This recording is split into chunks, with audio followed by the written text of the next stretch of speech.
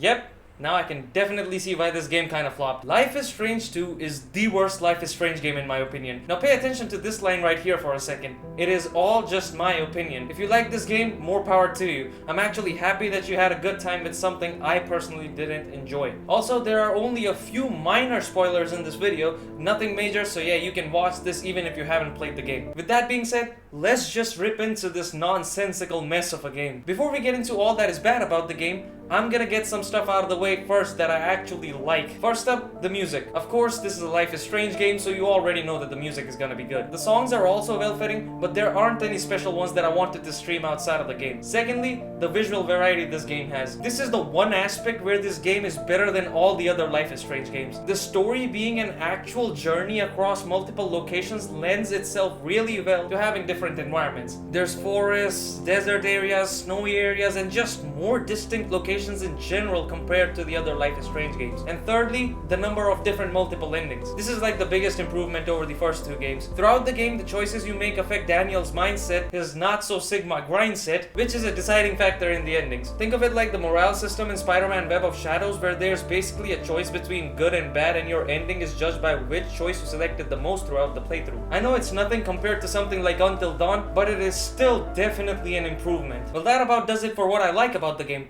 Now let's get into what I dislike about the game. Everything else. The game fucking sucks. Let's begin with one of the protagonists, Sean. Sean is made to be as generic as a bland protagonist can be. He just comes off as this pathetic, miserable boy that has no character other than I got family. Also, the voice acting in Life is Strange is just straight up terrible at points. I mean, it's fine for most of the supporting cast, but the problem lies with the main characters, Sean and Daniel. And now, just to explain myself a little bit better, let me give you the example of the range Sean has throughout this entire game. It seems like a good day. I'm glad that Daniel's happy. Hell, I'm glad that I'm happy for a change. Stop, Daniel. What the f are you doing? Daniel, ugh.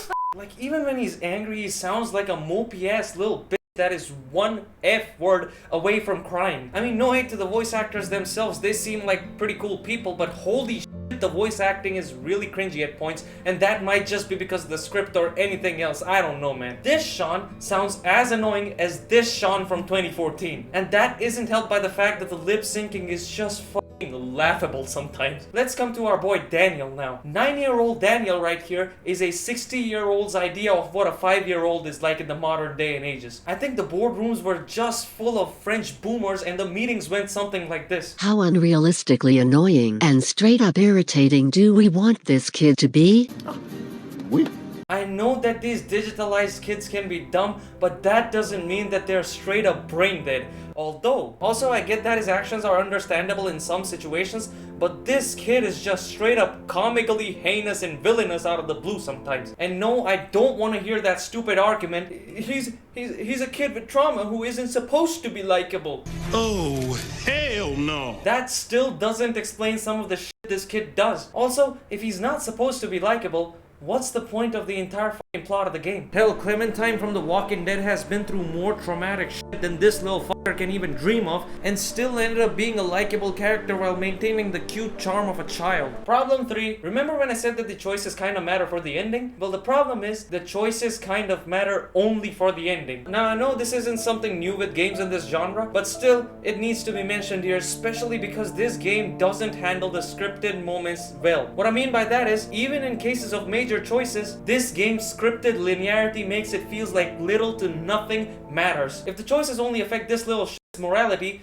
don't present them as something more. You'll choose something understandable, but the characters will still go about doing some of the most illogical things in situations which will make you question why you were given a choice in the first place. Depending how you look at it, the best or worst example I can give you for this is the third chapter's ending, which makes it so obviously clear that not even the major choices you make have an effect on the story. Next problem, the overall weak-ass writing. I'm gonna be honest here, if you look past the stupidity of the characters, the opening of this game game is actually alright and intriguing, but by the time the second chapter ends, you start to get the feeling that this game is gonna be unintentionally funny as hell, and the preceding chapters just confirm this even further. There is literally no sense of cohesion to be found in this plot as a whole. This game requires you to keep basic critical human thinking to the side. It's like forcing someone to reduce their IQ level on purpose. So much bullshit happens so conveniently so often, you would think this is a scripted gone wrong video. The majority of the characters in this game are one note, and you probably won't give a single flying fuck about them, because by the time a character might start developing, the next hilarious plot twist needs to happen, which forces you to leave the character behind and move on to some different location, and this just repeats over and over all throughout the game. Shit is ass, dog. And this is coming from a person who tries to interact with everything he can in these games. Life is Strange 2 also does the whole woke thing in a very on-the-nose type of way, which just comes across as forced cringe at points. The start of each episode feels disjointed from the previous because of the large time skips in the middle, and nothing major is carried from one chapter to another. Chapter 4 of Life is Strange 2 is, and I can't emphasize this enough, some of the worst writing I have seen in any form of media. It is so absurd out of nowhere you'd think this episode was made from a scrapped idea for a Saints Row 4 mission. After what you've been through in the story till now, this game's writing feels more like a parody than anything else in Chapter 4. It is so unapologetically bad. Finally, this game is just straight up boring. Yep.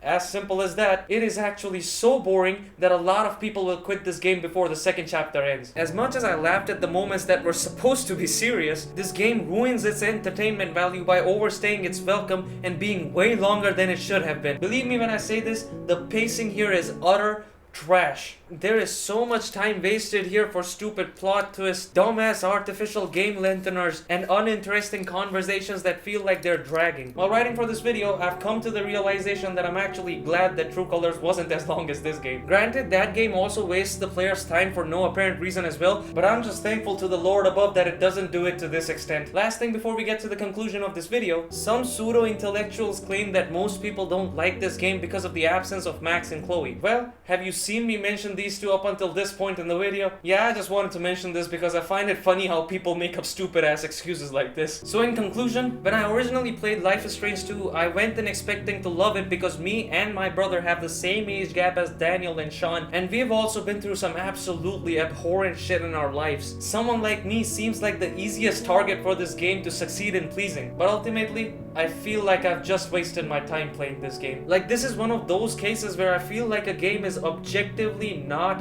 good. As disappointing as I found True Colors to be, I'd still pick it over Life is Strange 2 any day. In communities like the Life is Strange subreddit, which can be an awful place sometimes, people like to say that this game is underrated and just straight up mad at other people for not buying the game and making it successful like the first game, when the reality is that it is not underrated and just didn't deserve to sell well in the first place. God, I feel like CM Punk right now, just straight up dropping facts, bro. So thank you all so much for watching this video till the end. If you enjoyed, be sure to like, share, subscribe, and also hit the bell notification icon so that you may never miss out on any future content. Some of my other videos are on your screen right now, including my latest track, Flip the Script, which is streaming on all platforms. Consider checking them out as well, and I'll see you next time. Bye.